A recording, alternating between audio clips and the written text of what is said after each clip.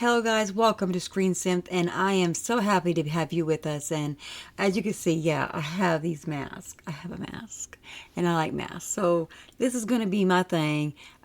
This channel is going to be about looking at different videos that are baking, cooking, and I'm going to be saying what I think about them every part of the way. And my opinions may be funny, may not be, or whatever you think may be different than mine. But if you have anything that you want to go along with the videos and what you think about the videos, go ahead and put it in comments below, and we'll share those together, and I'll read your comments and enjoy them. And yes, this mask is weird, and I have several, and I'll be using a mask in all my videos. It's because the way I am. Everybody's different, and I'm just where I am. So we are going to start this video. And the video itself is going to be about the Great American Baking Show 2023, the Cake and Pastry Week, which is pretty exciting. It's going to be in Britain, I believe, and it's going to have American bakers the way it looks. So I'm pretty interested in that. So let's just kind of get started and see how it goes. Hello, baking fans. This holiday season, I am back in England, and I'm ready for some delicious desserts. Now, I know what you're thinking. With a spice as perfect as me, what could Great Britain possibly have to offer? An original spice, of course. Alongside our 10 budding bakers, our 2 expert judges, we will leave no stone unturned in our quest to find the best. Well, I guess we better get to it. Oh my goodness, we batter. They have their little things to it, don't they? And that's so cool. So let's see. There's quite a few bakers there. I mean, look at them all. I think that she said 10. Was there 9 or 10? I already forgot. Welcome to the Great American. And right there will tell us. There was 10 to start, and I was thinking 9. I don't know why. I guess when one gets kicked off or something, whatever, how it goes. American Baking Show. This season in the tent, 10 new amateur bakers face off. I am There you go, 10 of them, guys. so excited to be here. I never in a million years imagined I would be standing here. The moniker that I chose was the Bearded Baker for obvious reasons. Yeah, obviously he's got a beard, but that's kind of funny. Being an engineer has a lot to do with how I bake. I think I can compete with some of the best in the country. They will tackle a brand new set of holiday baking challenges. Today I am making something I have. Oh my goodness, yes, that's my favorite things. I love those cookies. Those are so, so good, macaroons. No idea. Canneling, I don't know, canneling. Don't mess it up. That's funny. It's hard to speak some of these words because, I mean, who knows? I mean, we come up with who knows what. Their bakes will be critiqued by 2 expert, award-winning pastry chef Sherry Yard. I am over the moon to be here. It looks so unctuous. Just want to stick my fork right in it. Go, Oh my goodness, that's funny. Sherry. Go, Sherry. And a man who needs no introduction. I look terrible. Not neat. I'm not gonna lie, He is going to be some straightforward, guys. You can see that already, that not him, but the other guy. He's going to be straightforward, what he tells them and how he grades their food. a little bit nervous about Paul Hollywood judging my bakes. I don't like that. I think the bakers are probably a little bit scared of me too. There's no need to be, as long as you don't mess up.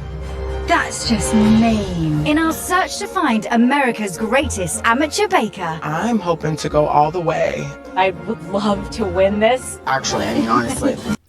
With that colored hair, oh my goodness, can she not win the world? Or she puts that forward, but I mean, everyone has their thoughts. I don't care for colored hair, but you know, it's for each their own. there will be heartbreaks.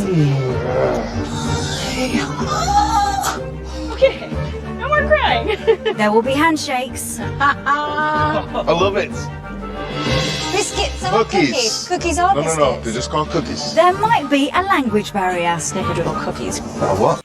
There's a lot of different names, guys. Snickerdoodle cookies is American, guys, and they think everything's just cookies, cookies, cookies. What person never had a snickerdoodle? British what? Oh my gosh. But we couldn't be merrier. Now that's weird. From the creators of the Great British Baking Show. We are halfway through. Halfway. It's halfway. This I could be doing it completely wrong. Who knows? is the Great American Baking Show. I don't have time for soggy bottoms today. Holiday Edition. Soggy bottoms. Okay, guys, that's so hilarious. But yes, there is a lot of things that can happen in the baking world that can give you soggy bottoms on your cakes, cookies, and whatnot. It's Santa! I know him!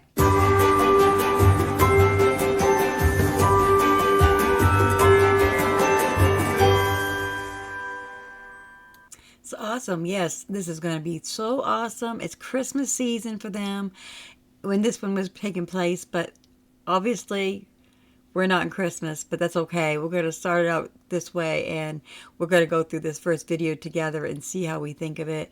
I'm excited for the Christmas Bake-Off, so we're going to go ahead and watch it and go in our reviews and what I think about it, and I hope you enjoy it, guys.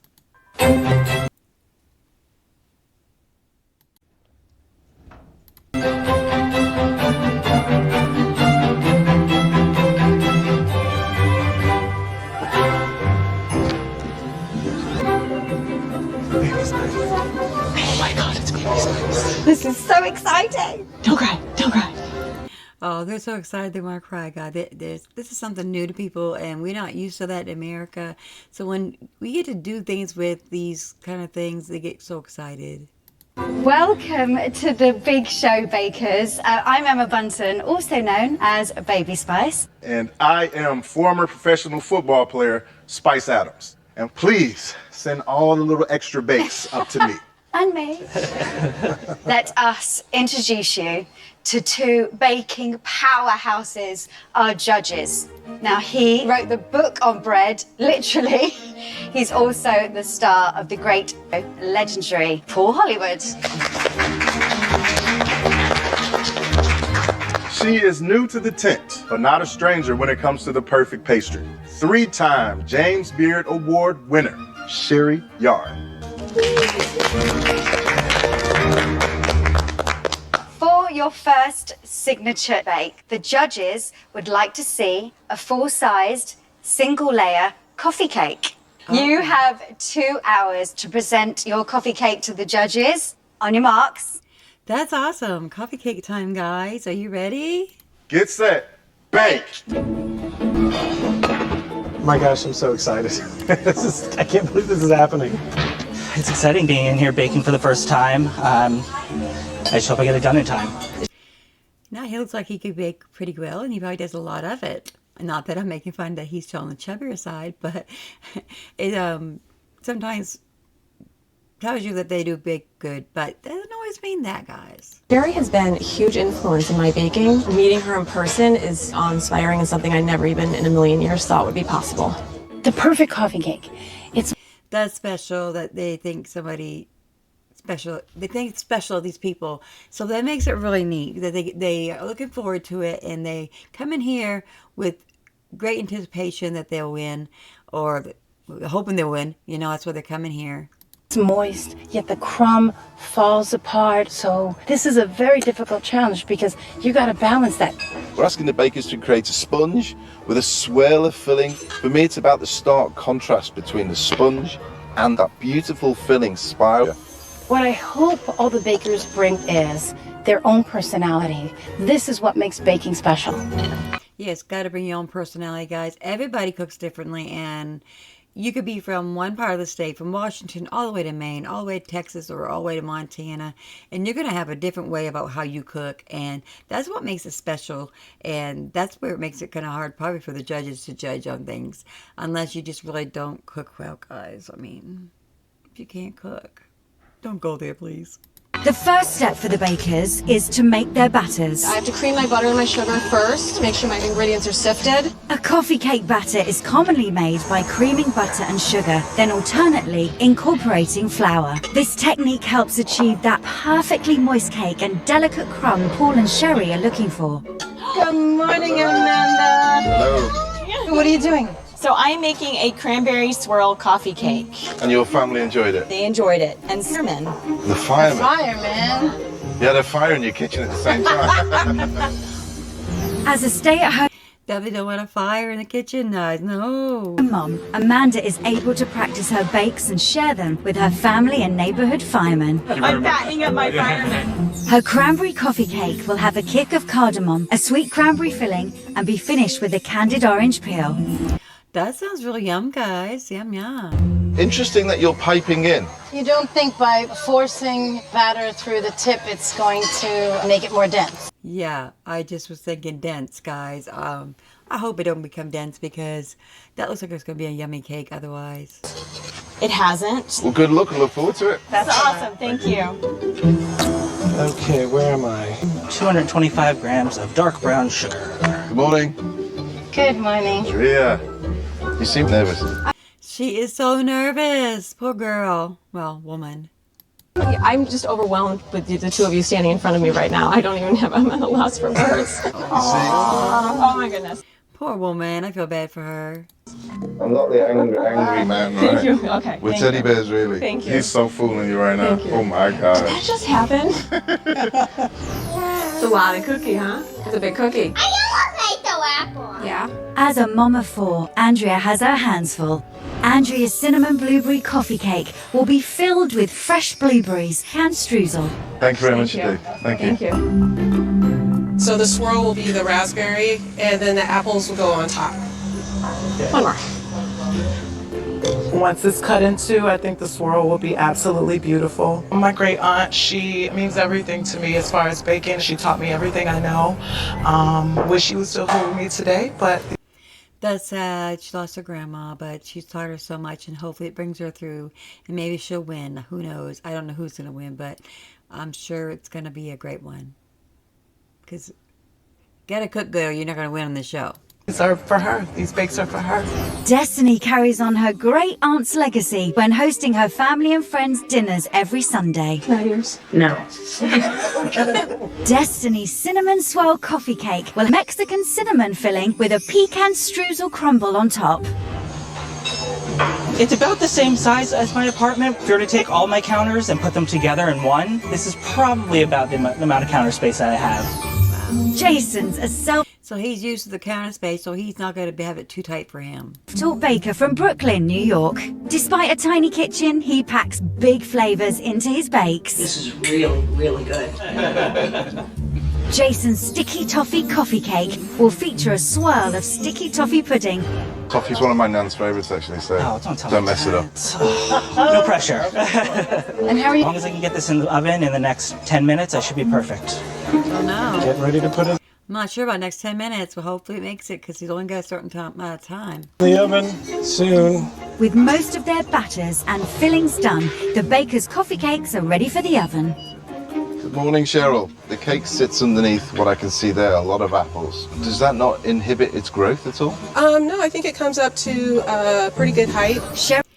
That is makes me wondering, guys, because fruit in there, and if there's too much in there, it's not going to rise well.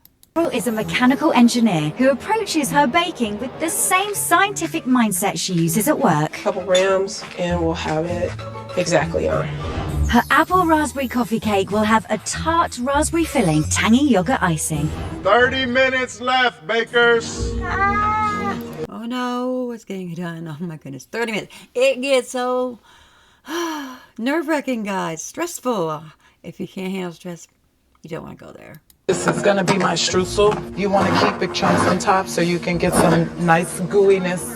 I've got my top crumble layer on. Now I gotta make my decorations. Cake week is probably my strongest because I bake more cakes than anything else, so I'm hoping this goes off without a hitch. With the color hair she's got, you would not think she's a baker, but guys, she's a home baker. Good for her. Maybe she'll be our winner. As a stay-at-home mom, Jill spends her time experimenting. There you go, decorating, yay. And developing new recipes. She likes her colourful personal style and her bakes to stand out. She definitely stands out, guys. You can't help it with that color hair. I'm not making fun, I'm just saying. Cherry almond coffee cake will have a cream cheese baked into the cake. You're probably waiting for your cake to come out the oven. I am. So I went ahead and made some quick cherry shortbread for decoration. Good luck. Good to Thank meet you. you guys. Let's see what we got going on.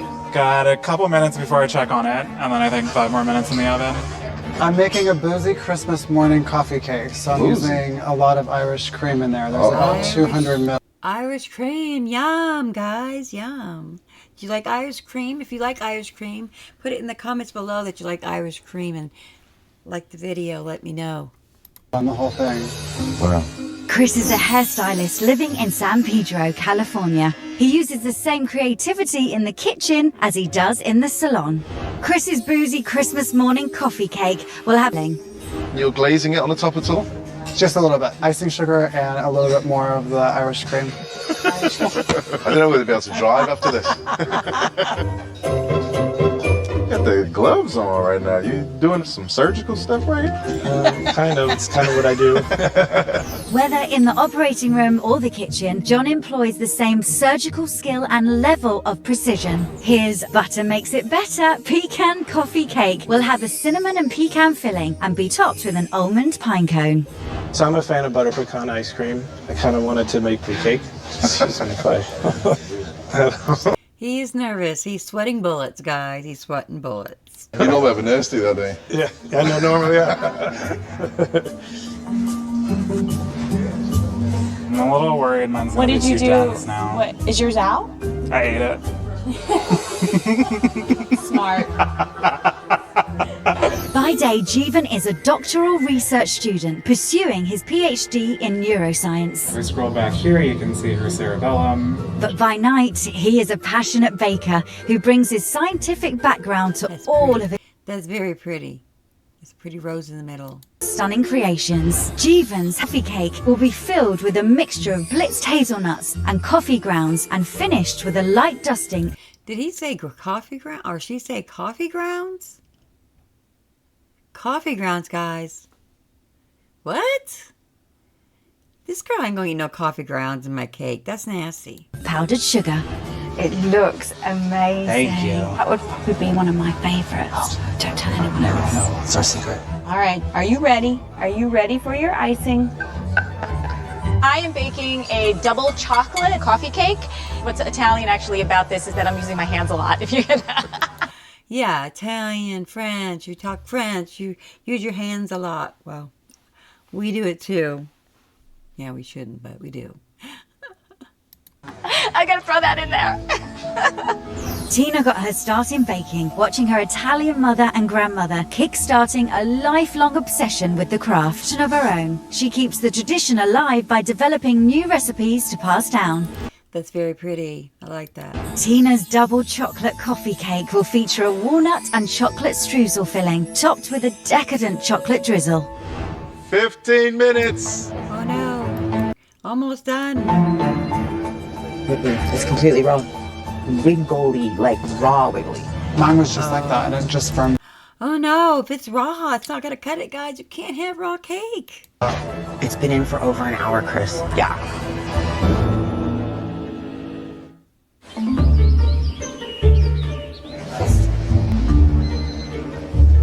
It's been in for over an hour, Chris. Yeah. 5 minutes into the coffee cake. I am so stressed right now. Oh, really? Also, it's still completely wet in the middle. I'm just happy it came out of the pan without breaking up into a million pieces.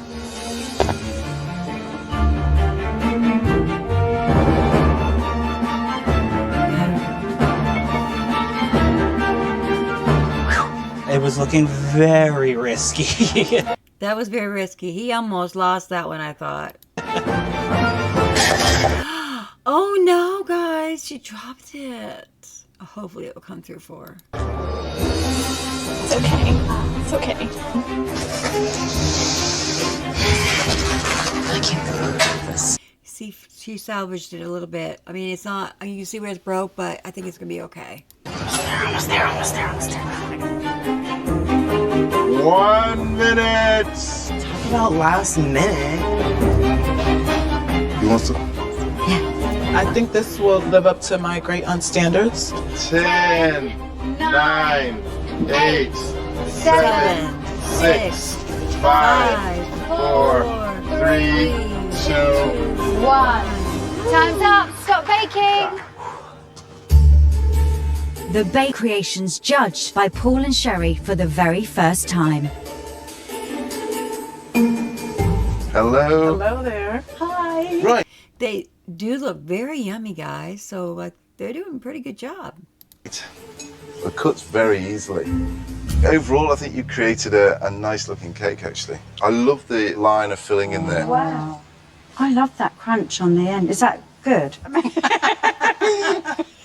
Crunchy's good. I love the crumb, and the cinnamon really rises out and pops. You've managed to bake something that holds moisture as well, really well. Overall, a decent job. Thank you. Thank you. It looks like a classic American coffee cake. It looks like you could put it just in a museum. Yes, that looks just as good as like when you go to the store and you get a coffee cake. That looks just like that. It looks delicious. Well, my blueberries sunk to the bottom. She was all happy, and then all of a sudden she went sad because the blueberries went to the bottom and it was too heavy. Not enough batter on the bottom to keep the berries afloat. Because you didn't have enough batter underneath. It's soft on the palate, the cake. I love the blueberry. It's like I'm eating a blueberry muffin. Well done. Thank you very much. Thank you so much. Thank you. So this is my boozy Christmas morning coffee cake. That's got a dent in the middle, but his boozy went to the boozy middle. It looks like it fell. Might have been too wet. I don't know. It's dropped a bit in the middle. Yes. Well, I can taste the booze. I truly get the Irish cream right away, and the alcohol's evaporating. I think it's a decent flavoured cake. You've got the nice blend in there. I like it. Thank you. Thank you. Thank you. Now, you got to tell me, I mean, that's a nice looking cake, the way he chose the pan to make it look pretty. That's nice. Hopefully it tastes nice. Wow, that looks impressive. Thank you. Looks like it's mildly underbaked. You really have to have a whole slice and have a piece of hazelnut and coffee in each bite, and you don't get that. You've missed the bake slightly, and you missed the flavours too. Thank you very much. Good. Thank you. It looks so unctuous. Just want to stick my fork right in it. Thank you. That looks interesting, but I'm not so sure if it ain't dense. I love the way the ginger offset with the tartness of the yogurt on top. Unfortunately, because the amount of liquid in there, it's too gloopy when you eat it, because it almost wells your mouth shut, which in my point, you probably want me to at the moment. Oh my goodness. He pretty well is saying that he's not liking her dessert.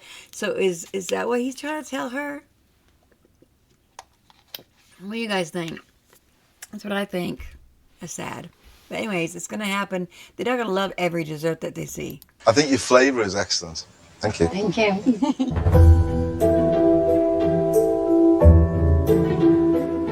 Is that a good thing, the swell through there? That's what we were looking for, yeah. I was so concerned. A toffee batter has a tendency of being very pudding-like, and then you were just going to have just catastrophe. It was so successful. You haven't let me down. That's good. Thank you, Jason. Thank you, guys. Now, guys, I do love chocolate, but see the crack in the cake? It's when it fell over, remember, she dropped it. I wonder if it just was too heavy and it broke it. What happened? A little trouble getting it out of the pan. Yeah, it looks like it's been sat on. Let's have a look. Here we go. That is akin to a brownie. Yeah. You cannot put a mixture like that on a sponge so delicate. Right, It's it's the just- whole structure's beginning to fall apart. I'm tasting. Sweet on sweet on sweet. Okay.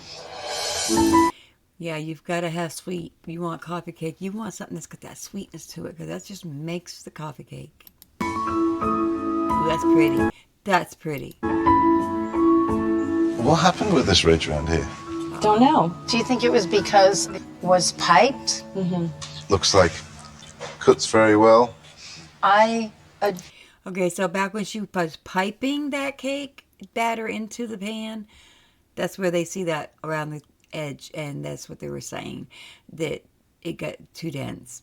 That's why I did that. Or the spices that are blending side by side together, it becomes a symphony of floral. Thank you. That's a great Thank you. tasting cake. It's Thank so you. sweet. I love it. Thank you. Very festive. Very festive. That's very pretty. It's festive for sure, guys. It's very festive. It's certainly buttery, huh? There's too much butter in there, if there is such a thing. When I'm biting in and I'm finding all this luscious butter, I can't find my pecan crunchy woodiness that you normally get in that butter pecan ice cream. Thank you. Oh, it's very pretty, but it wasn't the right taste. That's sad, guys. Too much butter. So yours was a little close to the mark, wasn't it? Yes. Hopefully it's cooked, actually. I mean, honestly. Let's have a look.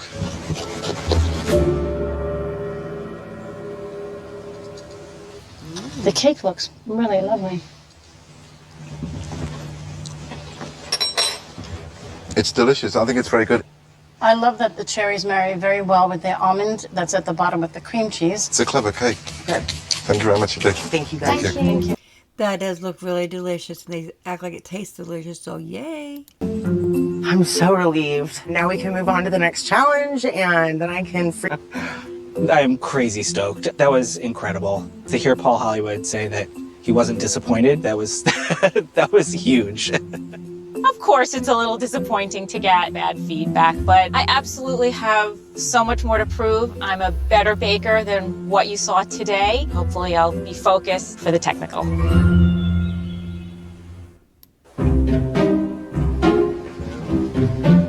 The bakers could prepare for the signature bake, but the second bake is a total surprise. A hand-picked recipe by Sherry that the bakers have never seen. It's time for the technical challenge.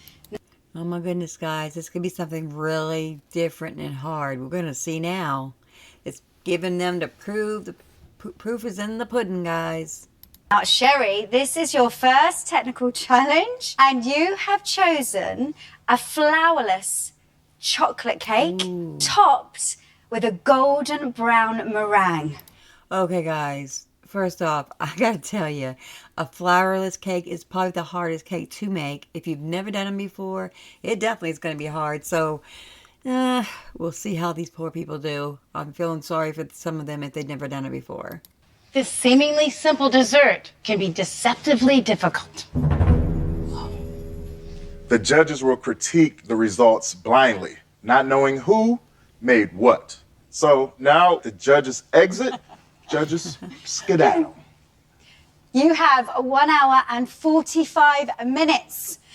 Get set, bake. Sherry has gifted the bakers with everything necessary to make one of her favourite recipes. However, she's kept the recipe intentionally vague to test their baking expertise. I was glad when I heard it was the flourless chocolate cake because I've made a couple of those before. I've never made a flourless cake. And I haven't made the meringue before either. I think they're in trouble, guys. We shall see what happens. It's either make or break. You either make it or you're not going to make it. Sherry, why have you chosen a flourless chocolate cake as the first technical It's a challenge? lot of little nuances they have to watch out for. It's not easy to bake a chocolate cake. The color is deceiving, so you really can't tell if it's cooked through and through. Look at all the beautiful foaming that goes on in the meringue. You don't want to add that sugar too quickly, then it's going to be a dense meringue, and then you won't have billowy clouds. For a first technical challenge, you're cruel, Sherry. Thank you.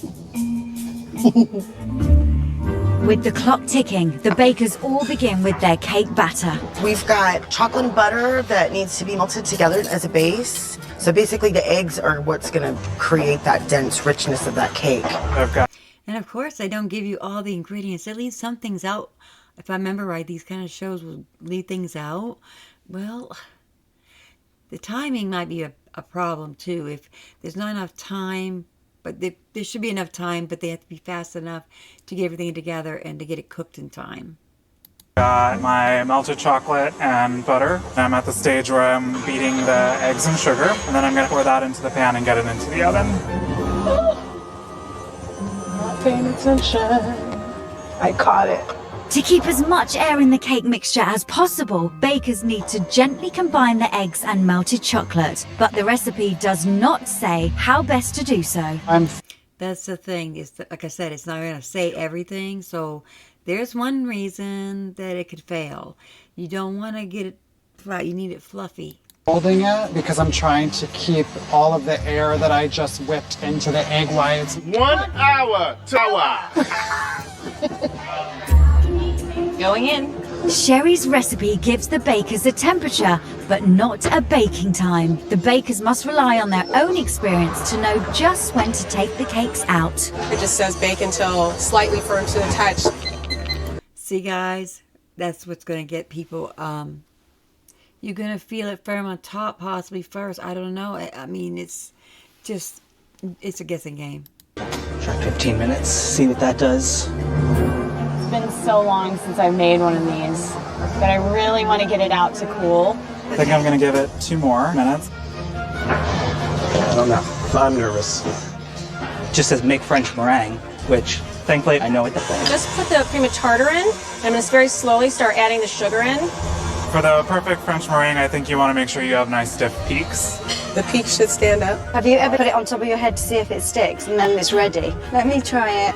Ah! It's ready! Spoon the meringue over the cake, creating lots of wisps and peaks. Looks like a bad hair day.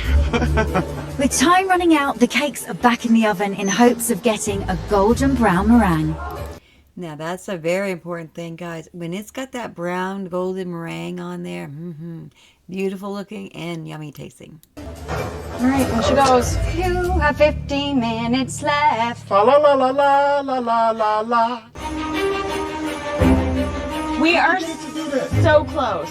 Just gonna let it cool before I try to take it out of the pan. No, it's overhang. I don't know how I'm gonna get it out. I like the color. I think this is a golden brown. Looks good. Bakers, you have 1 minute left. I didn't know how to use a knife. I'm just going Much time. I messed up. 5, 4, 3, 2. 1. Time is up. Bring your bakes forward and place them by your pitcher. Looking for a thoroughly baked flourless chocolate cake, topped with a perfectly toasted light but stable meringue. Sherry and Paul will judge the technical challenge blindly, not knowing who baked which cake. So let's start over here. 1. There's a lot, isn't there? Bleeding coming from this meringue. So the sugar looks to have separated from the whites. Wow, a lot of it is stuck. That hasn't been baked, has it? It tastes good. If it was a mousse, the flavour is okay, but that base I have a serious issue with. Moving on. You can see the big in there running down the middle. The sugar. One of the main problems they're having, guys, is the sugar separating from the egg whites, and yeah, that's unfortunate. Wasn't incorporated perfectly. The base is more fudge-like, This one feels firmer. and the flavour's good. Moving on. That meringue is very, very good. Yeah, it's that smooth. shininess. Oh, my. That meringue looks really nice. But You can it hear. sounds good. Yeah, it does that. But unfortunately, it's underbaked in the middle. Oh. Way too watery, guys. Oh, that's bad. Now, moving on, the big issues with the meringue here, the mixing of the meringue, the preparation of the meringue, the baking of the meringue. And then it's baked just on the outside again, underbaked in the middle. The meringue's not bad. Let's have a look and see what the inside's like. Like the underbaked again. If you pull the end off, you can see this is the way the whole cake should be through and through. Moving on. Look at the shine on that. Beautiful. But it hasn't been in the oven long enough. It takes Yeah, you can see that it needs more baking, not baking, but more browning and golding of the meringue. about 20 minutes. But the flavours are good. Don't be afraid to put colour on the meringue. Color equals flavor. Okay. Interesting layout of the meringue. Slice is nice. Quite a stable slice. The meringue is okay up to about a quarter, and then the rest of it's very soggy. Now, big issues. Has this been dropped on the floor? Aww. But it's definitely That's sad. strong, and there is some stability in that. I don't think that's too bad. Okay, let's have a look inside. The air pockets in the meringue Yeah, and the toasty on top. The meringue is beautiful. that's delicious. You can see the pockets of air on the chocolate cake. I started to wonder whether or not the recipe was right until this one. Let's have a look at this one. Look how gorgeous. That is nice. That's pretty. Look at Yeah. the pockets of Yes. air in the meringue. The pockets in the meringue are awesome. And the meringue held up very well. It's very good. Okay. So we will begin with last place and work our way up to first. 10th spot, we have this one. Whose is this? What happened? Never made either before, so.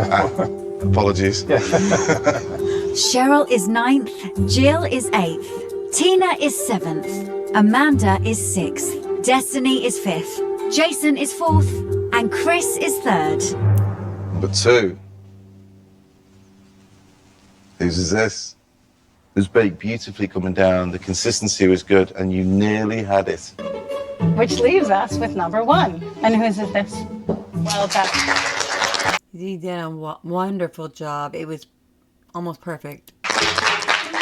The cake itself is perfectly cooked, and the meringue held She thought it was beautiful.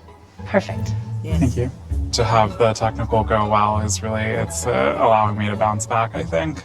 Make sure you go home, get some rest, because tomorrow you will be back with your first showstopper. It's never good to be in last. I really got to do well tomorrow if I'm going to stay in this competition. I think I'm gonna go home and pass out.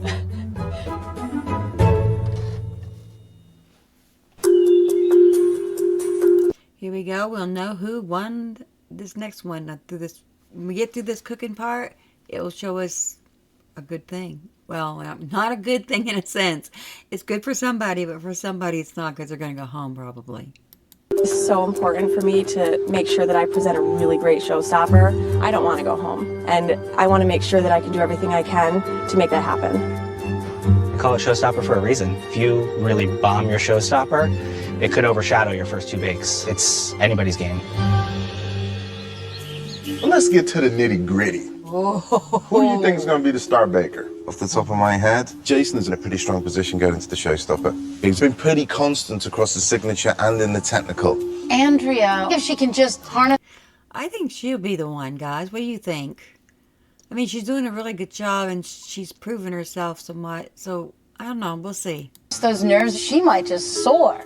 Who is not? I think Tina and John are in a precarious position coming into the showstopper. Jeevan struggled with that signature. And then Jill on the other side was a flop in the technical. So the showstopper will be the game changer for him. There's no room for error in the showstopper. That's right. They cannot make a mistake, guys. They got to step it up. Bakers, for your showstoppers, the judges are looking for 18 classic mini cakes. Now, these mini cakes have to have at least 2 layers of sponge and filling in between. And all 18 have to be identical to each other, because Oh, my. the other 17 are going to talk about them behind their back. Ha ha ha. They didn't go talk about it, but yeah, it's going to look bad if it didn't look the same. I know people like that. Yeah. You have 3.5 hours on your marks. Get set, bake.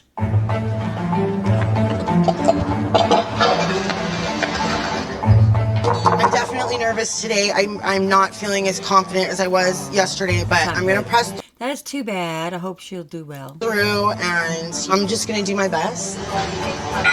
In America, everything, the bigger the better, so we're not used to really making anything in miniature form. The bigger the better, guys. We're challenging the bakers really on, if you're going from 2 or 3, which they may make at home, to 18. For me, it's their first step from that sort of arena of amateurish into that arena of professionalism. They've got to look great.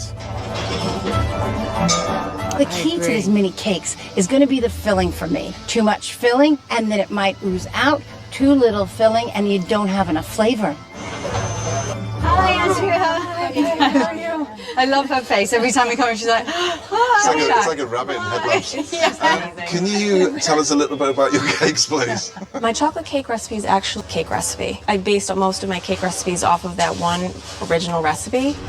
Andrea's great-grandma Grace's. That could be good, but it could be bad if you do everything toward the same recipe through the whole thing. We'll see. Chocolate cake will be layered with strawberry jam and a vanilla buttercream. I like the idea of the combinations. Yeah. Good. Thank Yay. Yay. My first showstopper, I'm making as a tribute to my father-in-law. His favorite cake was a date nut cake. Dates and nuts are the 2 primary ingredients for flavor, so it's not going to be an overwhelmingly sweet cake. John's stronger than steel. Date nut cake will be layered with piped Italian butter with a single sugared cranberry. When I've made this before, I've overbaked it. When I made it before, it's been undercooked. So now's the time where it has to be perfect. So. I see you're starting with your nuts now. Yes, they're going into my pumpkin pecan spice cakes. Tina's pumpkin pecan spice cakes will be layered with orange meringue buttercream and cranberry compote. That sounds really yummy. So we shall see how well it comes out. Now, hopefully they come up nice and even and not crooked, because a lot of times putting that frosting in between, it can come out crooked layer because it's not evenly put in the frosting's not evenly put in there, so it's crooked and it ends up lopsided in the end. Hopefully none of that happens for any of these bakers. I thought about it last night. I listened to your advice. Too much sweet. Hopefully the tartness of the cranberries will play with the sweetness of the rest of the dessert. We've got pumpkin spice here. Yeah, Pumpkin spice, there you go. Today I'm actually doing a naked style. What's naked style cake? These cakes will only have a topping on and they'll be naked, so you'll see the middle. Oh, isn't that risky? What if the sponge isn't perfect? It's scary. Boy, I'm being very careful right now. Good. Done a lot of naked cakes, or not. I did several, and they're fun. Chris's chocolate peanut crunch cakes will showcase 2 layers of peanut buttercream and a crunchy peanut brittle. All right, I'm gonna go in the oven. I am baking the cakes a little bit thicker, so the bake time is a little bit of a concern. A mocha round, and that is a dobosh sponge with a mocha Swiss buttercream. I am lost. Hold on. I didn't understand any of that. It's a different language, right? Yeah. It's a cake. It's an English language, which, yeah, different names for different things, and different countries do different things, so different talking, different, what do you call it? It's different language, I guess you call it, is what they said. For any kind of thing you make, cake, cookies, there's different kinds of things. It's a small cake. Amanda's holiday mocha rounds will be filled with 2 layers of mocha Swiss buttercream and finished with sliced almonds. So you got mocha as the main killer flavour in this. Yes. How is that holiday season with mocha? Christmas morning, coffee, I don't know. So you don't drink mocha any other time of the year, just on Christmas Day? Yeah, in my house. Well, that's what we're gonna go with. Good morning, Cheryl. Good morning. How are you guys doing? Can you tell us all about your mini cakes, please? Every year I make ginger cookies. So ginger was one of the first things I thought of in terms of turning it into a Christmas cake. And I added the orange juice and orange zest to it. Now that sounds interesting. Ginger with orange juice and orange zest. That sounds interesting. Cheryl's ginger orange cakes will be infused with ginger and feature an orange rum buttercream and cranberry filling. I just finished putting together my mascarpone cheese filling for the tiramisu. I whipped it up just to feed. A tiramisu! Oh my goodness, guys. That's an awesome cake. That's going to be awesome. The structure and stability is going to be key to this, so definitely wouldn't want this. Jeevan's mini tiramisu cakes will be layered with a mascarpone cheese filling and garnished with a chocolate snowflake. Oh, awesome. It's going to be fancy decorations. I like that. And those pumpkins are work too, guys. It's not just quick and done. It takes a little time. The caps of the mushrooms and put little white dots of white meringue on top of that. My candied lemons take quite a while because you really want the rinds to get as soft as possible. Yes, you don't want a tough rind. You want it to be soft and yummy. Jill's lemon sunshine mini cakes will be filled with cream cheese frosting and blackberries and garnished with a candied lemon peel. We seem to be quite calm. I'm like a robot. Everybody calls me a robot. I think you're more like on a river. It's still. But Okay. underneath, there's little legs Yes, like that. that is me. I'm panicking inside. These are for the top. I have to pick the pretty ones out. Destiny's triple chocolate raspberry cakes will feature a chocolate cake with chocolate mousse and a chocolate ganache. Yummy, guys. I'm sorry, but I love chocolate. I am going to lightly brush these gold. This adds a little bit more of a holiday feel. 1 hour to go. Ooh, those are hot. I think I'm in a pretty good place. Just got to get these cakes cooled and I can cut them and get everything put together. Jason's chocolate chestnut Yule stumps will have a chestnut buttercream filling covered in a chocolate ganache glaze. Your sponge cake, it seems very tall. I'm going to enjoy you cutting up this thing. You're going to be there a while. As long as I get it nice and cold, it's easy to cut. I'm gonna start my layering, and I'm just gonna do a quick cake syrup brush. I'm just doing a little cut, so when I actually go to cut the individual pieces, I know I'm gonna get 18 out of it. They're not even cooked. They've been in there for like almost 40 minutes. Oh no. She's got them in there, she said 40 minutes, did she say? And they're not cooked. That can cut into her time big time. I mean, it sank. They just totally flattened out. Oh no, it sank, it flattened out, it's not puffy like it should be, it hasn't risen, so she's got a problem. They're raw.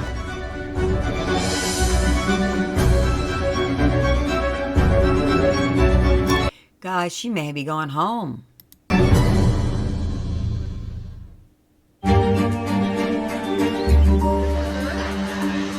They're not even cooked. They've been in there 40 minutes. They're raw. Starting again, and I'm making a totally different cake. Got to fight. These take less time to bake, so that will really, really help. Oh my goodness, now she's starting over. Whoo! The time has gone by, woman. While Tina gets her new cake batter into the oven, the rest of the bakers have moved on to their assembly. Bakers, we have 30 minutes left. I don't think this is going to work. The cakes, because they're warm, they're crumbling a little bit. He has not had enough time to cool them. I was afraid of the cooling time with his. I like to build it separately to just ensure that it's not gonna go. Even though it's still. But doing it like that separately in those containers, it's going to take more time. There you go. 15 minutes. They rose. They're beautiful. Do I have 18? I think I'm going to have to be speedier than I would like while assembling. Definitely stressing out a little bit right now. The cake's crumbling while I'm trying to put the Oh my goodness, that's making a mess. And that's going to look sloppy. It's not going to look good. frosting on. I don't know what I'm going to do. It's gonna be a photo finish. 1 minute left. These are basically going as is. I don't think I have time to do much else. 10, 9, 8, 7, 6, 5, 4, 3, 2, 1. Time's up. Here we go. Jill, you're up first. Well, I see you've got 18. Are they designed to look like bread sandwiches? Yeah, I wanted them to look naked and a little rustic. The first thing I think of is that that's a lot of cake to the amount of filling. I'm concerned about the flavor. Yes, there is a lot of filling to the amount of cake. You want to make it more even than not because it's going to have too much, just cake. It's not going to have enough frosting. Taste. The crumb looks beautiful. It can weld your mouth a little bit shut. You know, I was right about the amount of cream and the candied lemon on the top. The rind has become very leathery and unedible. When I was in school and I did something naughty on my homework in school, my teacher used to write on the bottom, "See me." Oh. I'm doing that on yours on this one. I think your piping work is exceptional. Thank you. Your mini cake looks very finished. From the layers of the cake to your chocolate. The buttercream, as buttercreams go, it's perfect. I think you've done a good job. Thank you very He did a good job. They look nice. much. Finishing the tiramisu. Oh, yes, the tiramisu, and I love the snowflake chocolates on top. With the chocolate flake was very adventurous. They look great. Espresso soak is just enough that brings the coffee flavor out. I could eat a whole one of those very easily. Thank you. Awesome. I knew he'd do good on his. They looked really nice. These are the ones that kind of look a little sloppy. They're falling over. Just think it looks a bit awkward. Okay. Well, you did get some good piping. And the cranberry complements the ginger really well for me. I just wish I'd closed my eyes when I came up to the table. Thank you very much indeed. I actually think they look quite elegant. It's a shame they're not bullet straight. Let's try one, shall we? They are crooked. You gotta be careful of the crooked, but being hurrying like that, you ain't got time to make things straight. I love the buttercream. The peanut with the powder that you use is pretty genius. Thank you. Look terrible. Not neat. I know. But let's see. Guys, that's so sad because that's the chocolate and yummy, and she used the dust powder to give color to the raspberries to make it pretty on top of that yummy stuff. See what they taste like. The raspberry just has this finish that cleans up that chocolate. Love that flavour. You need to be neater. Concentrate on the appearance of something, the way it looks. That just winds me up. Appearance means a lot. It would be nice to get these almonds broken, maybe scaled to the size of the cake. The cream is beautiful. It's very delicate on the flavor of the coffee, but because the cake isn't as rich in toasty flavor, it doesn't come together as well as it could have. Great. Thank you. It looks like you got lots of filling, the richness coming from the chocolate. I want to eat one. Those look really delicious, guys. It tastes beautiful. It really does. It's truly a party in my mouth. I know that I'll wake up tomorrow dreaming about this cake. Thank you. Oh, that is sweet. That made her happy.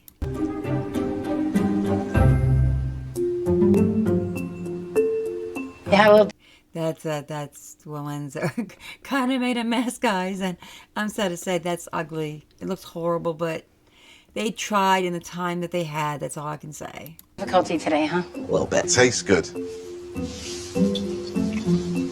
I get a lot of rising agent, and it sort of ruined the flavour. Okay. You're tasting with the glaze. I'm tasting it with the glaze. It's much better. It's a shame that we weren't able to get this glaze on all 18. It would have helped. Tina, please bring your mini cakes to the judging table. Okay, guys, as you can see, those fairies look nice. They look really nice, but guess what? It's supposed to be, remember, it's supposed to have been the pumpkin. It didn't happen. Pumpkin flavor. So let's see what they say. Did you switch things out on us? I remember when we visited, there was a pumpkin cake involved. Yes, there was. I switched gears. I made a chocolate cake that I have right up here. I didn't need a piece of paper on my autumn harvest cakes. They're perfect. They look perfect. Your piping is beautiful. That could go in the shop window of any bakery in America. Thank you. Oh. Very A pretty. little surprise inside as well. Surprise. That is absolutely beautiful. Yes, they are beautiful, and they look like they'd be very, very yummy. If you bake a lot, Oh, makes you want to cry. you do retain recipes in your head. That's the mark of someone who understands baking at its core. Come back, Queen. Thank you. Thank you. Thank you very much. When you understand baking, you understand the tears, you understand all these things that people are having, and it's touches my heart. Yeah, I'm great. I'm great. I think in the showstopper, who do you think did the best? I have to say Andrea, because she's been one of the most consistent over the 3 challenges. If we take a look at Jeevan, he's brought it. When he did his tiramisu, it looked beautiful and it really was festive. And the technical, he really nailed that recipe. So who's on the hot seat? It's disappointing to see someone like Jill, for example, who just doesn't have a good 2 days. Right. You know, you've got to question Jason in the showstopper. That's pretty poor for Jason. I expected much more from him. I mean, John's had a better day, but this first day was pretty bad. Has he done enough? I think it's her, that Jill lady, because she didn't do too well. That's something that Sherry and I have to talk about.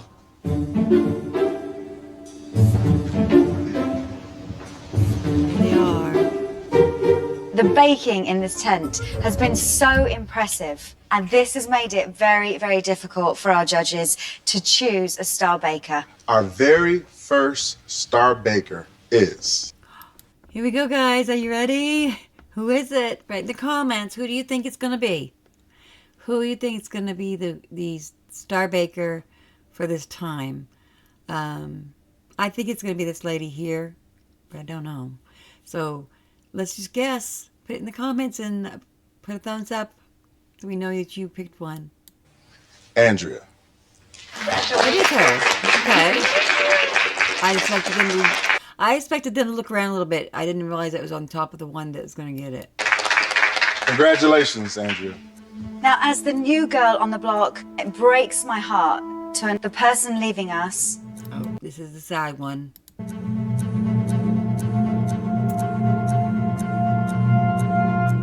It's Jill. I had a feeling that the sad that she'd go home. Thank you guys. I appreciate it. For them. I'm She'll go home and she'll cook for her family and she'll be happy. definitely happy I got here. I mean, it was a huge experience for me. I did the best I could. And my biggest fans are waiting for me at home, my family. You have a talent. You have a big talent, so don't worry. I think Jill started very well in the signature, but unfortunately coming 8th in technical and failing to come up to something decent in the showstopper put her in a position. Congratulations. I mean, Star Baker's great. Don't get me wrong. I am going to relish this moment the rest of my life. However, I did come here to win. Andrea was the first star baker because she was consistent. And that's what's most important. From her signature to the technical, which wasn't easy, and then the showstopper with all those layers of flavors just brought it home.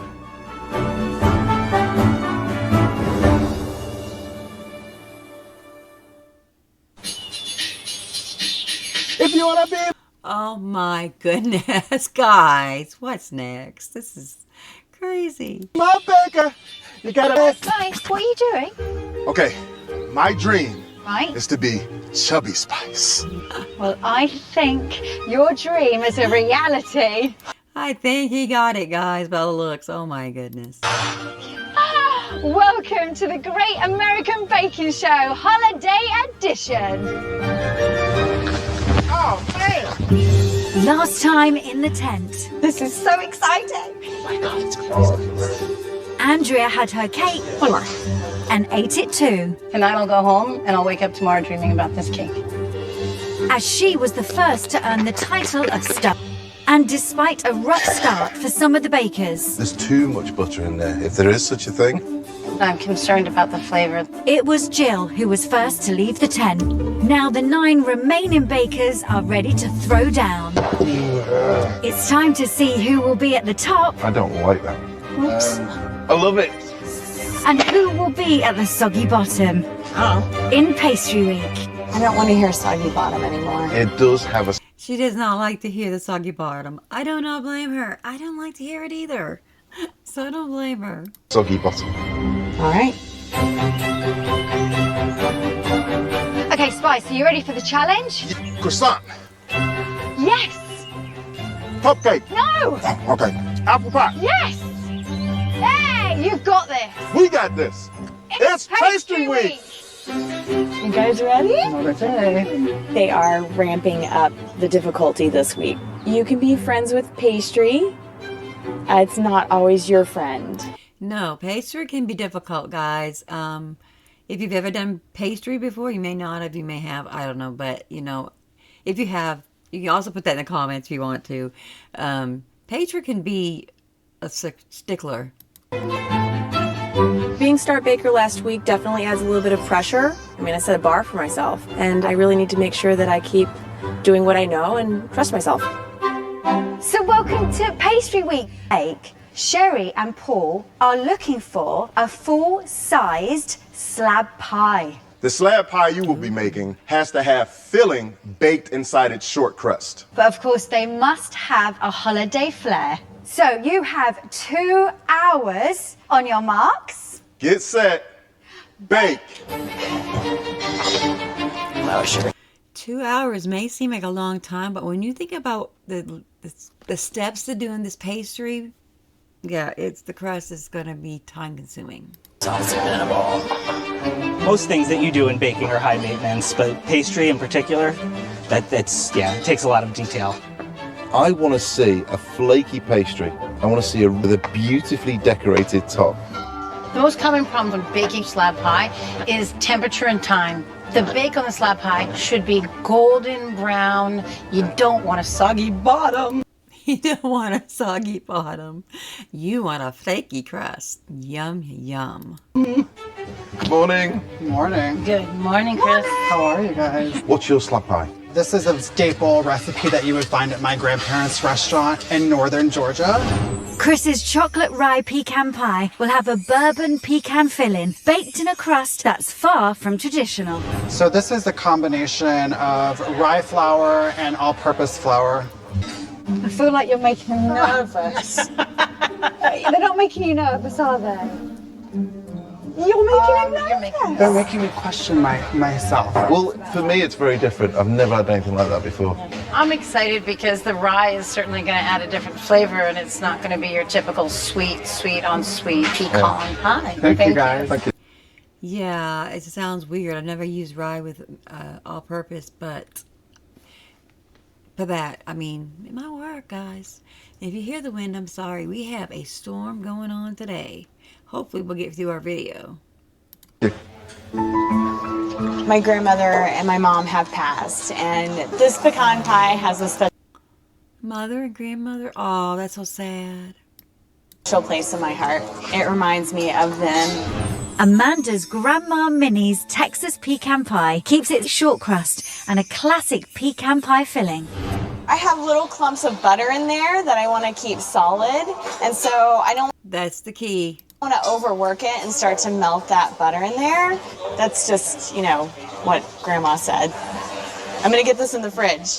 If the bakers fail to chill their dough before baking, the butter will prematurely melt into Grandma knew. Grandma had it right. the dough, hindering any chance of achieving a perfectly even flaky crust. Everything's better with butter. Oh, amen. Butter is always make things better. I love butter. It's crucial the bakers use every minute of cooling time to perfect their filling. Pecan pie happening today. The doctor has pecan. I think Amanda has pecan. Somebody else has pecan too. Maybe Cheryl. What's going on there? Right now, I'm making the caramel for a caramel pecan slab pie. This is what happens. Do you want me to clean them for you? This is what happens. Cheryl's caramel will be mixed with toasty pecans for a signature pie finished with an elegant full leaf decoration. So traditionally, every year I make a pecan caramel chew bar. So I've taken that and turned it into a pie version. So for me, it's a holiday flavor. Yes, that's going to be awesome. Or it should be awesome. We'll see if she has time to make it awesome. Is this something doing then? Yes, I did. Yeah. So No that's what nerves today. No, I didn't say that. Yeah. Cheryl isn't the only baker embracing the fall. I'm from upstate New York, so we have quite a few apple orchards near us, and picking apples is a tradition that we do in our family. Andrea's classic holiday apple pie features both Granny Smith and Braeburn apples and a hint of cinnamon in her crust. One of the tricks is to try to get the whole apple core in one knife swoop. Sometimes I get it, sometimes I don't. Look at that. Hey. And one got away. The apples are rolling away. And there goes a rollaway lemon. Oh, no. Nurse. Hi, Good morning. Still making all right. You came at the right time. I'm doing a chocolate bourbon pecan pie. Oh, yes, I can smell them. I love the flavor of bourbon. It reminds me of my grandfather. John's pie will have a grandpa-sized serving of bourbon in his pecan filling and be topped with ganache. Once it has completely cooled, the bakers will roll and shape their dough. Our bottom crust is sufficient. I don't have time for soggy bottoms today. There we go again, soggy bottoms. They're not going to live that down, guys. They don't like soggy bottoms. Nor do I my pies or anything, cakes or anything. We don't want soggy bottoms, guys. They have the option to blind bake, which means baking their crust with no filling first to improve its texture and taste. That's the way to go. In America, we call these pie weights. This ensures that the pie doesn't inflate and bubble up when I'm cooking it. Bakers who choose not to blind bake run the risk of having the dreaded soggy bottom. There we go again. That soggy bottom, guys. Yes, that's true. If you don't blind bake, you do risk the chance of getting that soggy bottoms on your pie crust. You can see it's got sort of a marbled effect, and that's because I go for 2 phases of dough, and hopefully what that does is ends up with a nice flaky crust. It's interesting. I've seen this tassel, and does it actually work? But it'd be fascinating to see what happens. Just don't run out of time. Jeevan's slab pie will showcase an intricate lattice design on top of a strawberry rhubarb filling.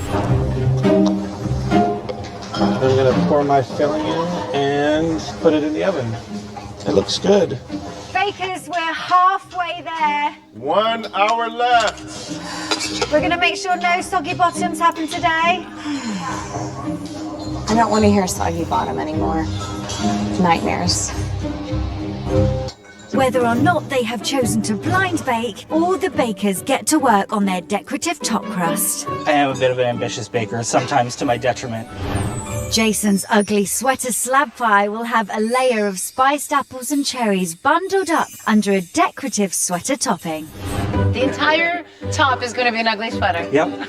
Or, as you guys might call it, an ugly Christmas jumper. I thought it would be a fun decorating idea for my... Well, we shall see if it's ugly, guys. I mean, we don't always aim to have an ugly cake or pie, but this is an aim for an ugly pie. A Christmas jumper, brilliant idea. I'm gonna start my crust for the top. The braids, the focal point of my design. Destiny will have to perfect a time-consuming 17 braids on top of her strawberry and rhubarb filling. Oh, look, you started plaiting already. I've been braiding for many, many years. I'm good at it. You're good at this. Look forward to it. Thank you very much, Thank Destiny. you. Good luck. Braiding and putting on top of things looks very pretty. That's a very nice technique that she's taken on. This has to get in the oven like as soon as possible. I have a template of a pear with a partridge in the middle, so we're taking a little inspiration from the 12 Days of Christmas, so it should turn out pretty good. Tina's slab pie, filling of cinnamon, pears and lingonberries, and a festive partridge in a pear tree. I'm using lingonberry. Partridge in a pear tree. That's cool. You have added the sugar to that because they can be Yes. quite bitter. Yes, Yeah. they are. They're very bitter. I'm gonna put this back. With it being this wet, that's kind of why I blind baked it. Okay, done. I think having a good bake is more important than doing all the frillies on top. Is everybody in the oven? Yeah. Why did I decide to braid?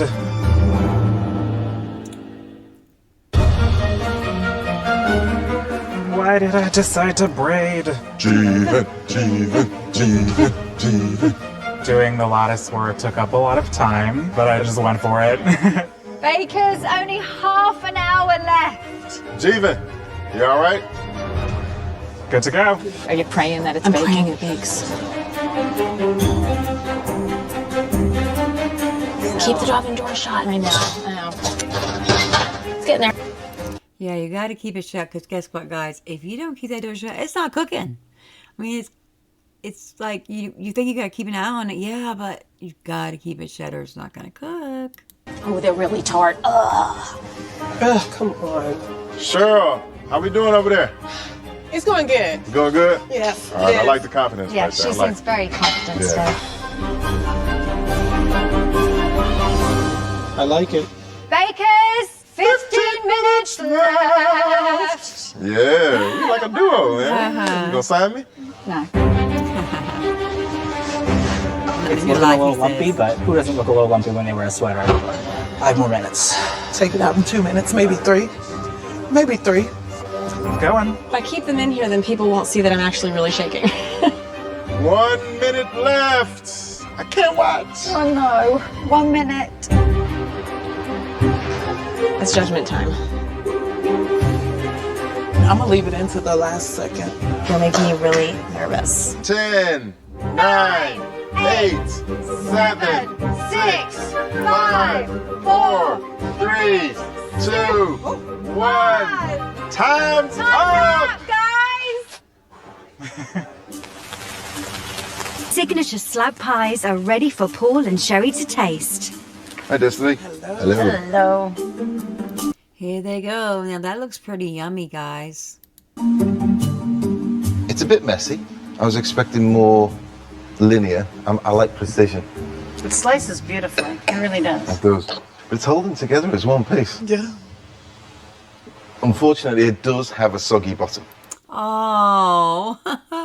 Oh, here we go with that soggy bottom again. Goodness. Even though the lattice wasn't perfect, the dough itself tasted nice. I think it does look festive, like a picture. That's like.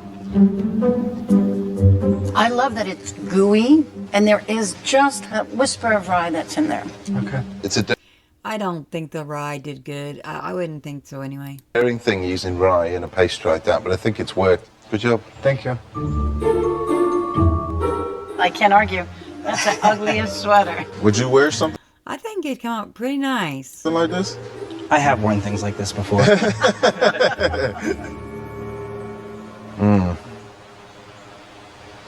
I think the cherries work well, a little bit of tartness in there as well. The apples are underdone. The cinnamon and the spice is just a little too much. Oh no. Okay. Very much. Thank you. That's pretty. Pretty thick on the pastry. It has this wonderful fudgy caramel flavor, almost candy-like. It's just such a shame that you weren't there with the pastry. Yeah. Leave it in the oven longer. It looks like a big old rustic apple pie. Your filling is perfect. There's beautiful acidity. It's just this darn crust. You still think it is? I do. It's a shame. That's too bad. The crust was probably too thick and maybe too hard. She probably didn't get the flakiness from the butter being harder inside. So, oh, man. I think the effect is down to the bake. Now that's pretty. Oh, look at yours. Looks so festive. You've managed to get a good flake on that. But the fork just runs through it as if it's not baked at all. Did you blind bake? No. You needed to blind bake your base. You would have Yes, he didn't blind bake. So there we go. So his crust did not cook on the bottom. ended up with something that would have tasted better, and you would have had fantastic textures in there as well. Grandma Minnie's Texas pecan pie, the one that passed away. You kept it simple? I did. But let's just see what it's going to be like underneath. All right. It's raw. Oh no. Don't want to hear it. Is he going to say soggy bottoms again? We don't want to hear soggy bottoms again. And what temperature was the oven? 325. That's fine. That's fine. It's not high enough. The doughs need to bake at least 400 degrees. Thank you. Thank you very much. Thank you. Oh, there we go. I love the look. It's very festive and it really says the holiday season.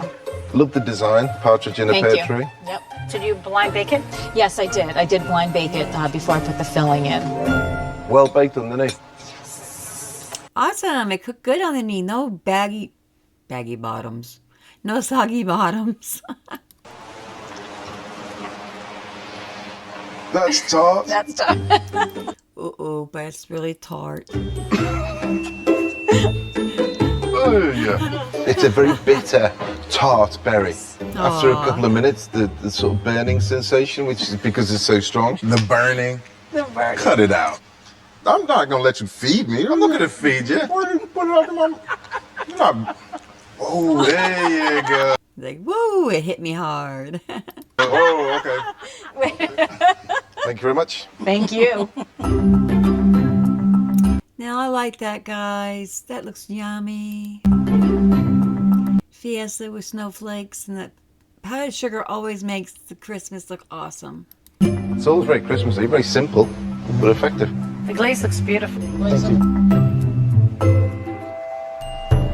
I think you've got just the right amount of bourbon in there. And the crunch with the pecan and chocolate. Thank you. Oh, we got the handshake. I like that a lot. Thank you very much. Appreciate it. I am super excited. I couldn't have asked for anything better today. Paul and Sherry are hard to please sometimes. When they said that I had a soggy bottom, my heart sank a little bit, but we have the technical and the showstopper, and I think they will hopefully go well. After mixed reviews on their slab pies, some bakers are hoping for redemption. It is now time for the technical bake, which is really just our version of the pop quiz. Bakers, you are making a savoury shallot and thyme tarte tatin. Now, because this is a blind challenge, we are going to be asking Sherry and Paul to leave the tent. You have 2 hours and 15 minutes. On your marks. Get set. Bake. I have not baked the tarte tatin before. Gonna see how this comes out. It's exciting, a new recipe for me. Oh, I'm nervous about this one. Savory's not my thing. Savory is not my thing really either in cooking cakes or pies or desserts. Yeah, this is going to be a challenge, especially, like I said, you know, if people haven't done them, it's going to be hard. So, Paul, tell me, why did you choose a shallot tarte tatin for the technical challenge? I actually think they're delicious. And You wanted lunch. It's nice to have something savoury. We're testing them on several things. How to cook out the shallots is one. You want that sweetness to come from the shallots, but you don't want... Oh, so the shallots, it's like onions inside of a pie. But it's a savory one, so it's like a dinner type one. the bitterness that can come from an overburnt caramel. You have to make a great rough puff pastry. So you're creating all these layers of dough, butter, dough, butter, dough, butter, dough. If they do not chill in between each one, the butter will tend to come out. So it's about keeping it nice and cold. Try this, it's very special. Heavenly. It's a very tricky challenge. I'll eat to that. For the rough puff pastry, I'm going to mix the flour and the salt together in a bowl, and then I'm going to rub in the chilled butter. Woo! That's some cold butter. Add enough water to form dough. I am on step 2. I'm rolling it into a rectangle. The next thing I'm doing is I'm grating the frozen butter, which I'll put in between the layers of dough. To make sure you get the layers right, you have to chill between I'm just looking out, guys. your lamination. Laminating is the The storm's getting pretty bad. process of folding cold butter into dough multiple times. Once baked, the frozen butter steams and results in a pastry with hundreds of flaky layers. The pastry's really not forgiving. 1 hour left. No. Oh no, an hour left. With half the baked time, bakers have their pastry dough chilling. I wish I could rest in the refrigerator like my dough. I am at the shallot stage. It says add the sugar, honey, vinegar, water, and salt, and reduce. The trick here is going to be figuring out how long to reduce, because it doesn't say exactly. I'm just kind of going by smell and by look. Oh my gosh, they're making me cry. Yes, onions make me cry too. Making my dough again. I didn't like the way it felt and was rubbery, so I'm gonna start it again. The time's a concern now. Once the shallots have browned, it's time to cover them with the The instructions tell you roll out the pastry, cut it into a circle, and place over the shallots and tuck. I want to get it perfect this time, even though I don't know how it's supposed to look. I'm not sure if I want to put cold puff pastry on top of very hot onions. So I want to remove it from the pan and let it cool. I'm kind of flying blind. That is definitely flying blind because, oh my goodness, I hope it works. I hope it works. Blind a little, just a little bit. So I'm putting the pastry on. I'm trying to tuck it in kind of around the shallots. In the oven. All right, then. Are the people still cooking? Give it the good vibes. Okay. How are you feeling about this one? Vibes. You know, it could go either way.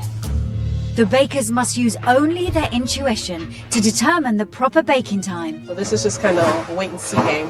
I'm really tired of underbaking things. I'm going to try to err on the side of more time in the oven. I'm nervous about it. It's in the oven, no turning back now. So how you doing? It's cooking, guys. We'll see how it works. Oh my goodness, it seems impossible. It seems hard for them. This. I'll tell you after. I'm waiting for golden brown goodness. Darker brown, the better. It's a game of oven chicken. Who's gonna take theirs out? Bakers, we only have 5 minutes left. Now I'll just let it cool as much as possible before flipping it over. The bakers must decide the exact right moment to flip their dish. If flipped too quickly, the shallots could fall apart. That's right. If flipped too late, the caramelization could harden, causing the pastry to stick to the pan. Maybe I'll flip it while it's warm. Oh. 1 minute left. 1 minute.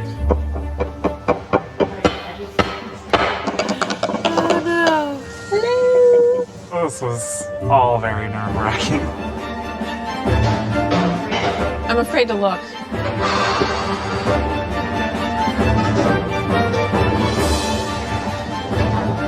I don't know, it's very dark. 5, 4, 3, 2, 1. Time's up. We'll see. Yep, that's for sure. We're going to see who has done well and who has not done well. This was a hard one, I think, for every one of them. Paul and Sherry are looking for a tart tatin with sweet caramelized shallots and a rough puff pastry with flaky layers. Okay, let's start over here. The color's beautiful. It's crispy on the base. The textures are all there in the right places. This looks very molassesy. They've overcooked the shallots. Look at that. Pastry's flaky, but it's bitter because it's burnt. Yeah. Bit of a tanned caramelization on this. It's very dark. The lamination is there. That looks pretty, though. The crust, how it's flaking and stuff. That looks good, though. Oh, look at this on the side. How beautiful. There's a bitterness to it. There's a sharpness to it. Not a sweetness. Moving on. This is a better color, so it's more caramel. Great flakiness. That's sweet. That's how it should be. I mean, that's like almost biscuit-like. I worry about the lamination on this one. The baker actually worked the butter in too much, so it just kind of went Probably right fold into it the and dough. it's split off. It has that bitter edge to it as well. Okay, moving on. What is that? It hasn't laminated. That's sad. I'm sorry, but he did an awful job. Poor guy. It's very original. It is original. Very original. Absolutely. Very burnt on the outside. Bone dry. Overbaked. It's cracker-like. It is. It's like a cracker, exactly. The outside is very dark. If you take that away and just look at the interior, that's the right colour. If they rolled it a bit thinner, it would have puffed up a little bit more. It's a bit thick. You see some gorgeous layers there. Colour's not beautiful dark caramel. Oh, look at that. It's talking to you. See And it? you can see the layers. They had that one talking, guys. Can't get any better than that. Hello. It's a bit soft at the bottom, but the sweetness is there. The butteriness is still there. That's interesting.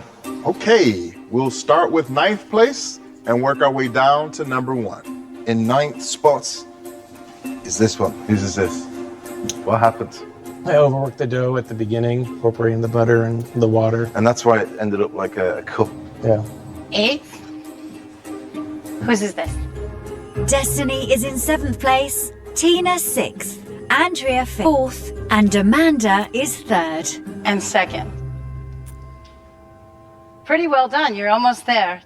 So, in 1st place is this one. Jason. The pastry is still buttery, which is great. It's a little bit flaky as well. That was a very good tart tatin.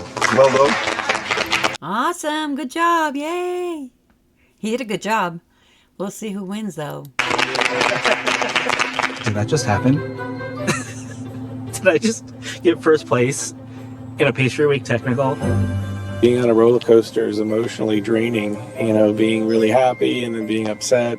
Part of me wants just more of an even ride for a while.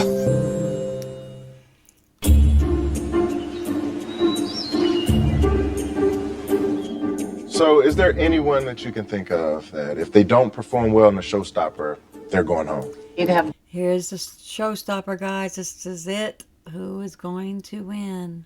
Destiny. You have Cheryl. Tina's been up and down, and then Jeevan. so anyone can go home.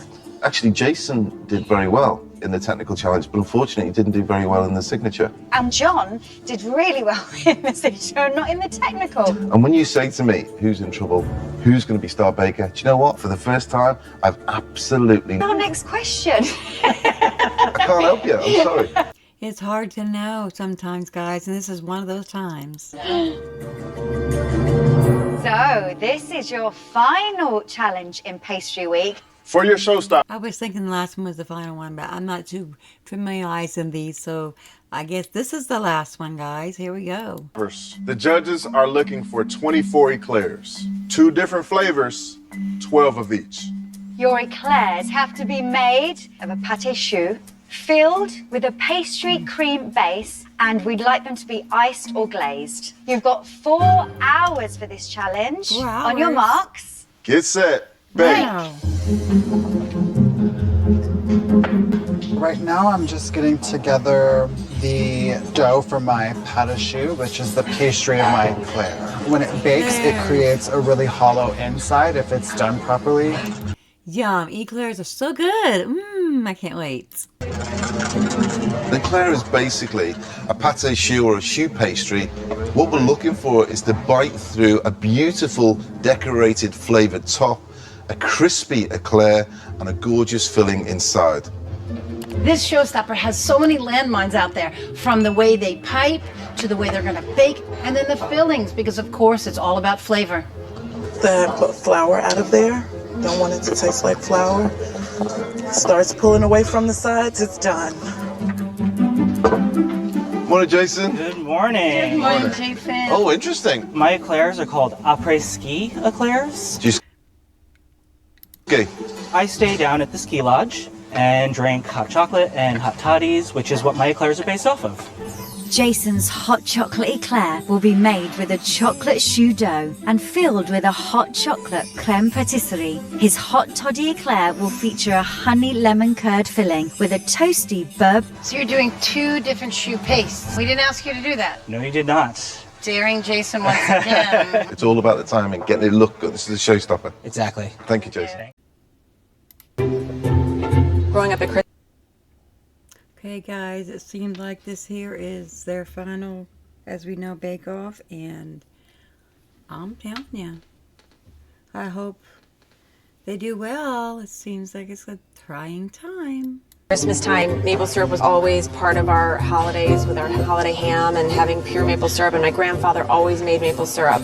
Once again, Andrea is bringing her family traditions to her bake. Her maple eclair will be glazed with candied maple sugar and walnuts, while her chocolate espresso eclair will be topped with a hazelnut praline crumble. Oh, I almost just made a big mistake. I measured 2 cups of sugar instead of 2 teaspoons of sugar. Oh my goodness, that'd be way too much sugar. Be way too sweet, girl. Which is a huge difference. Like, there's no way of getting around that. So I would have had to start over. When you teach yourself, you only learn trial by error. There we go. 1 hour down, 3 hours left. Everybody good? Good. So we're an hour in. Tell us what you've got accomplished. I decided to make my pastry cream fillings first to get them nice and cool before I try piping anything. So you haven't even started on your I haven't pâte started choux my yet. choux yet. Okay. After struggling with time in the signature, Jeevan is hoping to cook meringue eclairs, which will be filled with a lemon curd pastry cream, then topped with a toasted Italian meringue, and his chocolate pistachio eclairs, which will be filled with a pistachio pastry cream and topped with a chocolate glaze. The 2 fillings, you have one which is the lemon curd with the creme pat. The other one will be a pistachio pastry cream. Is that blitz pistachios, roasted pistachios? So I use a little bit of pistachio extract, and then I will also fold in some actual pistachios.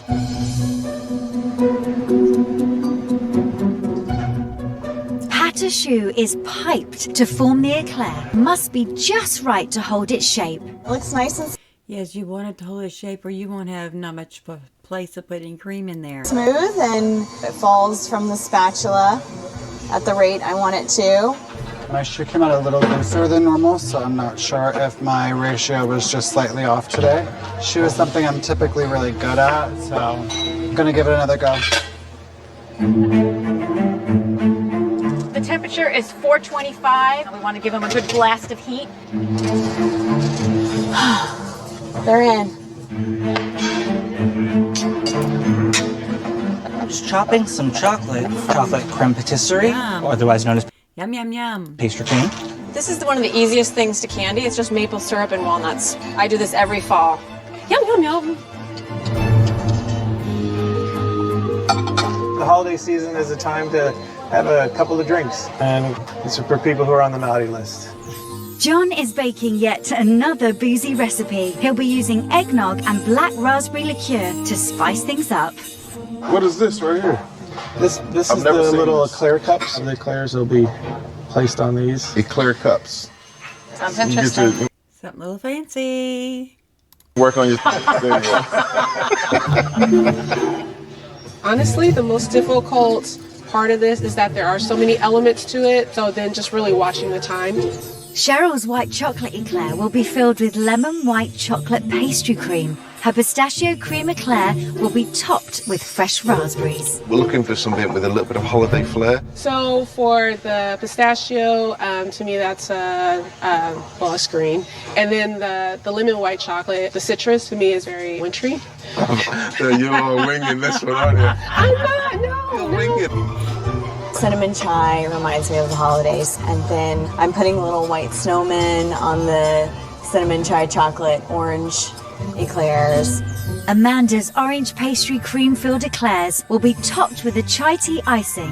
Her Napoleon eclairs will be filled with diplomat creme and fresh raspberries. You've got to be careful with chai, I think. So it is quite strong. I steep it in my cream and then put the chocolate in. Give that That seems like a strong thing to use, like he's saying. I don't know about that. a smell. Yeah. It's still loose. Let's see what happens. I'm gonna pop it in the freezer. I am just toasting some thyme that I'm gonna add to my lemon pastry cream. I would have never thought I'd put thyme in anything that's sweet. I mean, I don't know, guys. I put it in on bread before when I've done my fancy, just yummy tasting bread, but that... Destiny is hoping to impress the judges with fresh toasted thyme in her lemon thyme eclairs. Her salted caramel eclair will be finished with a caramelized glaze. If only the judges liked everything toasted. I just overcooked this batch. Gonna trash them. Oh, no. I can't use them. Oh my goodness, that she didn't get time for that. They look really good, so I think they're ready to come out. Puncturing the eclairs to let the steam out. No one wants a soggy eclair.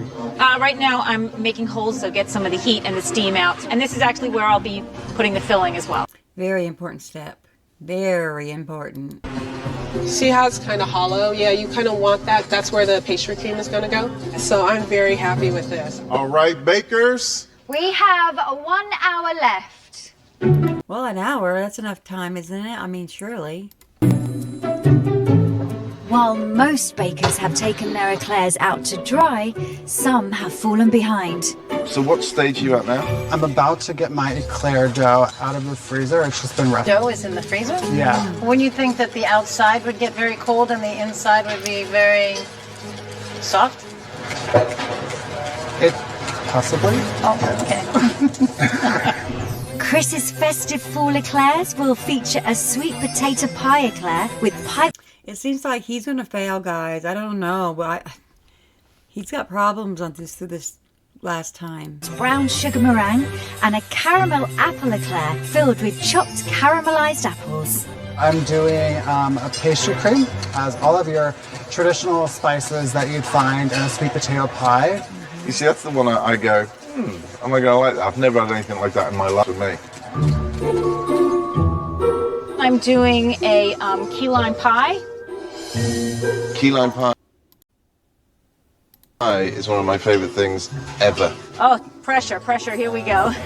Tina's fresh key lime pie eclair will feature a graham cracker crackling and a toasted meringue topping. Her hazelnut praline eclairs will be coated with an elegant chocolate mirror glaze. Ooh, yummy. Can you tell us more about crackling? It's made of graham cracker cookie dough without the egg. Look forward to this one. Great, thank you. Thank you very much. Now I'm filling my eclairs with pastry cream. See, it's starting to overflow out, so you know that it's pretty full.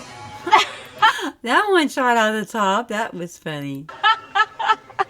You know that one's full. Just half an hour left, bakers. I'm just gonna try a new size. Oh my goodness, and she's just now cooking hers and she only has a half an hour? Oh my goodness. So my shoe's just not working. I'm not gonna serve bad shoes. Half an hour and he's throwing them out? No. If I told you right now I wasn't a bit stressed, I'd be lying. Look at those tits.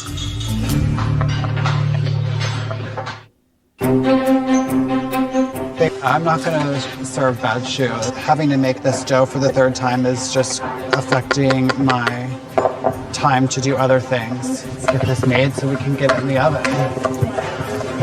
Come on. I have to glaze these and then decorate them. This shoe dough is finally where This is so nerve-wracking, guys, for everybody. I'm sure this is horribly tough. it needs to be. It's right. 15 minutes left. When you cut the top off and the filling's going to show, you want it to look pretty. Third time's a charm when it comes to shoes. I think the judges are expecting them to look really nice. I left myself enough time to make them look the way that I wanted to, but I think it's more important to finish.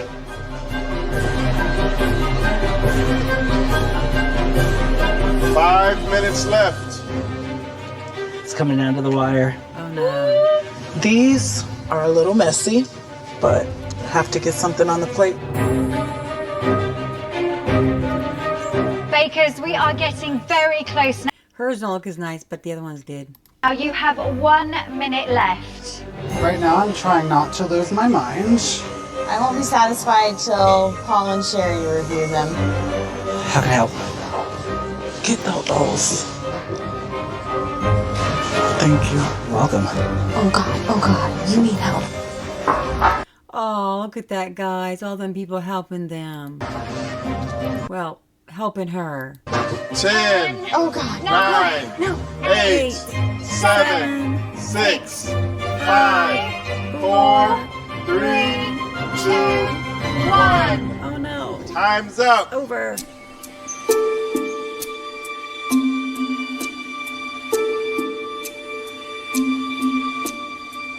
Andrea, you're up first. They do all look really nice, guys. They tried really hard, even not real nice. Some of them are messier, but they tried really hard, guys.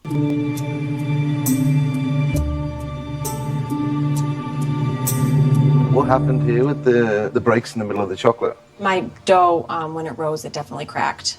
What flour did you use in your dough? All-purpose flour. If you had used the bread flour, then you would have had a little more structure. Yes. This is maple. That's correct. It's a bit soggy. It's because it's so full with creme pat. That's why it's a bit soft. Did So we have a soggy bottom or soggy something, guys. you pierce a hole in it? I did not. It's always a good idea. Yeah. But overall, not bad. So we have a hot chocolate eclair and a hot toddy eclair. And on the top is? Those are candied lemon skis. Of course they are. The taste is really festive. I think that works. The candy peel's delicious as well. Thank you. So you're the only one that decided to make a chocolate shoe paste. Ooh, that looks And your nice. shoe casing That looks really pretty. is perfectly cooked. Your icing could have been a little bit neater. I had meant to pipe, but I just lost track of time. Because a lot dry, there's a lot of crust on there. You're tasting the eclair and not necessarily a lot of the filling. And then the color, when you do red and it's going to be holiday red, if you add a touch of brown to it, it'll help turn it from that neon pinky kind of red to a little warmer holiday color. The salt just That looks really nice. finishes off perfectly, yet starts with the lime. It's pretty close to perfection.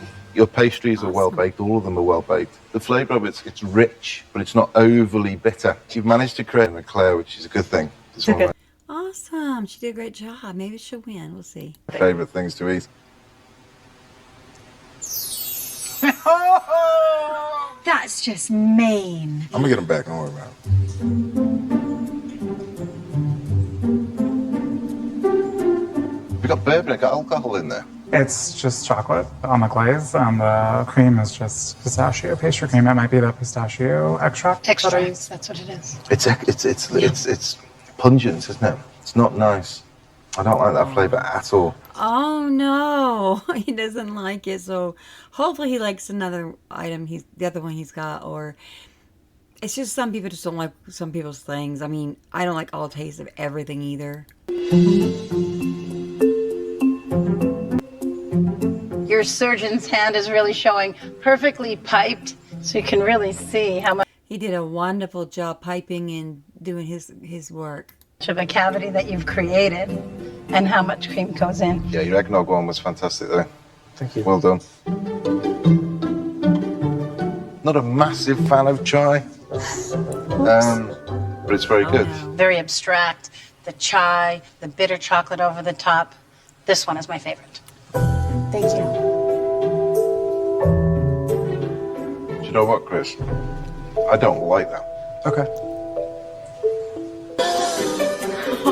The sweet potato's delicious. It really worked. Actually, a perfect eclair. Very clever.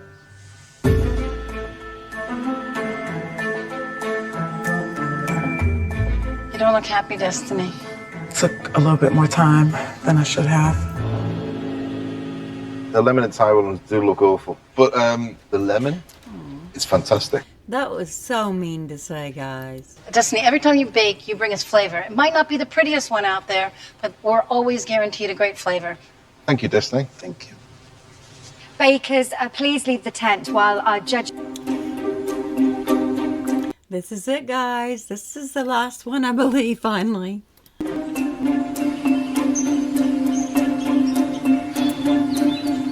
They must be really nervous. Which baker shined in the showstopper? Well, let's start with Chris. I loved his creativity. His bake was pretty spot on. He did well. I think actually Jason and Tina, you could probably throw him in the mix as well. I think Tina's key lime pie was fantastic. And likewise, I think the hot toddy and the hot chocolate that Jason made was full of ideas. It was original, it was different. And I think those two guys did really well. So who's in danger of leaving it? And you look at Jeevan, for instance, in his signature, he struggled a bit. Cheryl struggled in the technical, and I think she struggled in the showstopper. And I think also Destiny, I think she struggled obviously today. Right. Aww. She was sort of mid-station in the signature, and again in the technical, again naturally puts her into a little bit of trouble. That must be so difficult because I love the way she tries something new all the time. It's really tricky. You have to be constant throughout all challenges to remain safe. Yes, you do need to remain constant. When you do stuff, you have to be constant.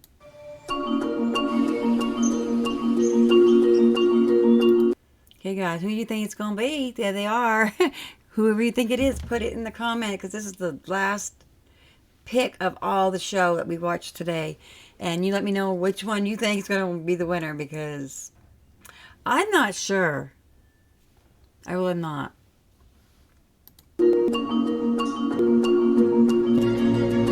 There's been too many that either messed up here and did good here, and messed up there but did good over there. You know, it's just, yeah, it's going to be a tight pick right there. We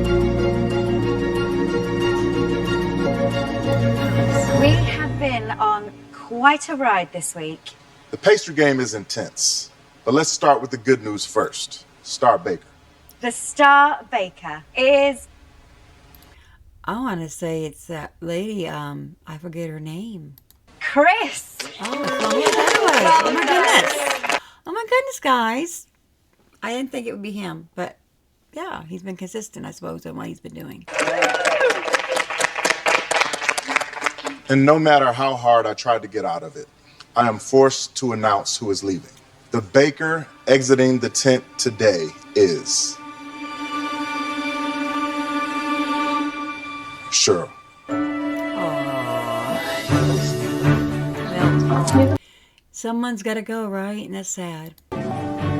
Pastry week was challenging. I might be going home, but I've had a great time and just very proud to be here. Don't stop baking, Cheryl. Oh, definitely not. It comes down to minute parts of each challenge. And ultimately, Cheryl was the one at the bottom. Congratulations. Thank you. Chris was Star Baker this week because he brought it on every challenge. And then he finished off with these 2 eclairs. Creativity, creativity, creativity. I'm obviously, this week went. I have to say it was a little stressful, but I'm super glad that I made that pâte à choux over. I didn't come all this way for nothing. I want to win. So guys, there you go. He won. I wouldn't even maybe expected that exactly because all the mess ups he had. He had a lot of problems, mess ups and stuff, so I wouldn't expected him to be the winner this week. But sounds like there's another one that goes with this. I will try to hopefully get the right one that goes with this and continue on this one. Hopefully that was the beginning of it, guys. I don't know, but you can let me know in the comments if there's another one that goes before it. It's kind of late now to go over it, but we still can go over it if you'd like me to. So guys, I thank you for watching. Thank you for joining my first video, and I'm excited about this. And what do you think about my mask? Do you think it's a kind of cool thing? I mean, I know it's different. It's weird, but everyone's different. I'm different. So I'm going to let you go, and I will see you in our next video, guys. Have a great, great night.